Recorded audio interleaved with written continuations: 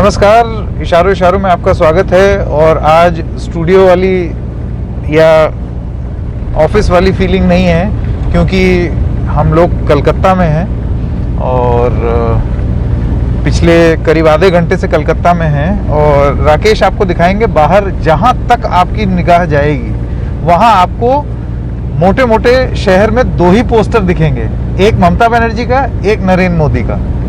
अब साबुन, तेल, परफ्यूम, ये सब मुझे नहीं लगता बहुत ज़्यादा बिकता है।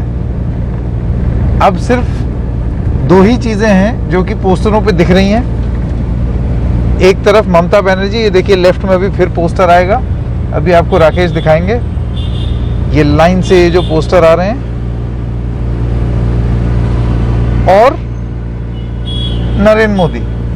तो आप ये समझ लीजिए कि जैसे कि ये अनुमान लगाया गया था कि लड़ाई टीएमसी बनाम बीजेपी नहीं, दो चेहरों की है, बिल्कुल वैसी ही स्थिति अब बनती चली जा रही है कि एक तरफ नरेंद्र मोदी, दूसरी तरफ ममता बनर्जी। यही दो चेहरे हैं जिन पर ये चुनाव लड़ा जा रहा है। हम शहर के एकदम अंदर हैं, कलकत्ता के, और अगले 3-4 दिन तक आपको लगातार बहुत सारी रिपोर्ट्स दिखाएंगे, बहुत सारी बातें बताएंगे। अलग अलग तरीके की रिपोर्ट्स हम फाइल करेंगे।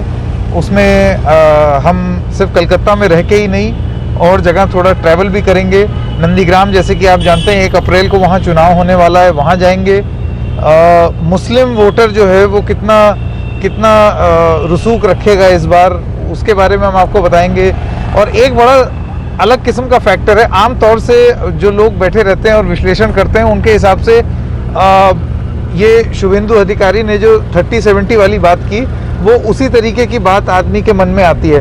दरअसल असलियत कुछ और है। ये सिर्फ हिंदू मुस्लिम नहीं है यहाँ की राजनीति। भले ऐसे सतही रूप से आपको बीजेपी की पूरी राजनीति 70% हिंदुओं को रिझाने की लगे, या तृणमूल और लेफ्ट और कांग्रेस की राजनीति, या फिर आप ये कह लीजिए कि अब तो असदुद्दीन ओवैसी आ गए, उनकी राजनीति मुसलमानों को रिझाने की आपको लगे, लेकिन कई लेवल पर यहाँ पर राजनीति ऑपरेट कर रही है। और उसमें बहुत सारी ऐसी जातियाँ भी हैं जो कि बहुत क्रूशल रोल प्ले करेंगी। जैसे कि आपको मालूम था, जब प्रधानमंत्री बांग्लादेश गए तो ये आरोप तृणमूल कांग्रेस ने उठाया कि ये तो मतुआ समुदाय को रिझाने की कोशिश कर रहे हैं वहाँ मंदिर जाकर के, ये तो बांग्लादेश में भी कैंपेनिंग कर रहे हैं। दरअसल वो एक एस्पेक्ट है जो कि यहाँ पर ज़मीन पर जिसका विश्लेषण बहुत सारे लोगों ने किया है, देखने को मिलता है। सिर्फ मतुआ ही समुदाय नहीं, और भी छोटे छोटे करके अगर आप सारे समुदायों को मिलाएं तो वो करीब 30% वोट शेयर बनता है। तो आप फर्ज कर लीजिए, अगर किसी के पास वो विभिन्न जातियां जो हैं उनके मत आ जाएं और मुसलमानों के मत आ जाएं, तो सीधा 60% तो ये गया।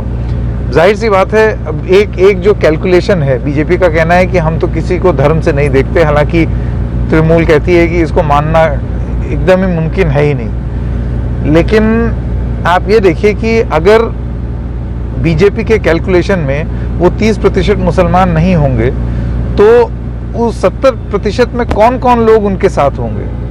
जो सवर्ण होंगे वो उनके साथ होंगे, या ये जो विभिन्न जातियां हैं, अनुसूचित जातियां हैं, जनजातियां हैं, वो भारतीय जनता पार्टी के साथ होंगी। तो एक अलग लेवल पर, कई लेवल पर गेम चल रहे हैं, राजनीतिक खेल चल रहे हैं, और इन्हीं सबको दिखाने के लिए हम यहाँ पर आए हैं और इस पर अलग अलग जगह जा करके रिपोर्ट फाइल करेंगे।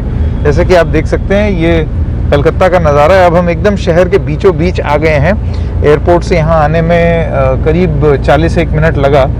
थोड़ा सा अभी फ़िलहाल ट्रैफिक कम है। हमें जो बताया जाता है कि यहाँ ट्रैफिक होता बड़ा ज़बरदस्त है और ज़ोरदार होता है। तो ये इलाका है। शाम को लगातार कार्यक्रम होंगे, खबरों की खबर होगा, अंग्रेज़ी के कार्यक्रम होंगे, और उसके अलावा ग्राउंड रिपोर्ट्स। हाँ, एक और चीज़ जो कि हम आपको बता दें कि यूथ किस तरीके से देखता है यंग लोगों की आवाज़।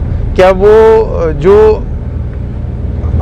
अति वरिष्ठ हैं उन्हीं से मेल खाती हुई आवाज़ है, या कुछ एक अलग ही आवाज़ वहाँ से निकल रही है? किसका पलड़ा भारी है? और ख़ास तौर से युवा वर्ग में किसका पलड़ा भारी है, ये सारी चीज़ें जानने के लिए हम कुछ विश्वविद्यालयों के कैंपस में भी जाएंगे। तो बहुत सारी रिपोर्ट्स आने वाली हैं अगले 3-4 दिन में, आप देखते ज़रूर रहिएगा।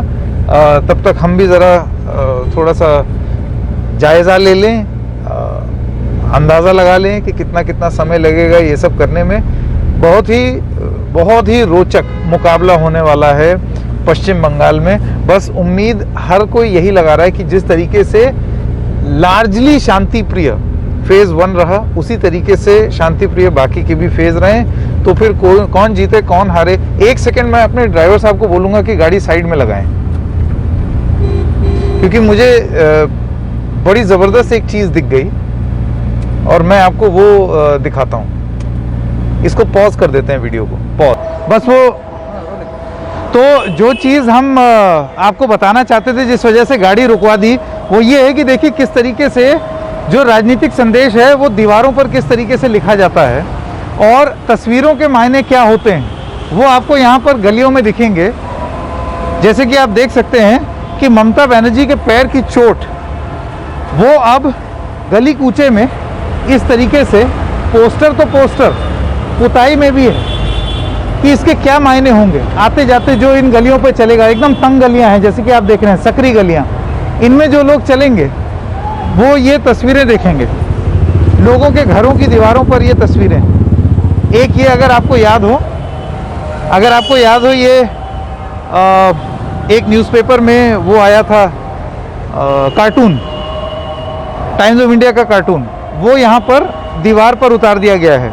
ममता बनर्जी, एक पाँव में चप्पल, फुटबॉल प्लास्टर और नीचे उनका स्लोगन खेला होबे, और उधर तृणमूल का सिंबल। तो जैसे कि आप देख सकते हैं कि कितने अलग अलग लेवल्स पर पॉलिटिकल मैसेजिंग हो रही है। पैसा लगा करके बड़ी बड़ी होर्डिंग्स भी लग रही हैं और उसके अलावा इस तरीके के दीवार पोत करके एक संदेश भी दिए जा रहे हैं। दोनों की ही अपनी अहम भूमिका है। बड़ा पोस्टर एकदम चकाचौंध दिखाने के लिए, और ये छोटी पुताई जो कि गली में कोई गरीब जो इन सड़कों पे चल रहा है वो किस तरीके से इन संदेशों को देखते हैं, उनको ये संदेश दिया जा रहा है। तो बहुत ही रोमांचक मुकाबला होने वाला है और इशारों इशारों में लगातार हम आपको सारी जानकारी देते रहेंगे। तो आज के लिए ये रिपोर्ट यहीं ख़त्म करते हैं, लेकिन फिर कोई और रिपोर्ट लेकर के आपके पास आएंगे। तब तक के लिए नमस्कार।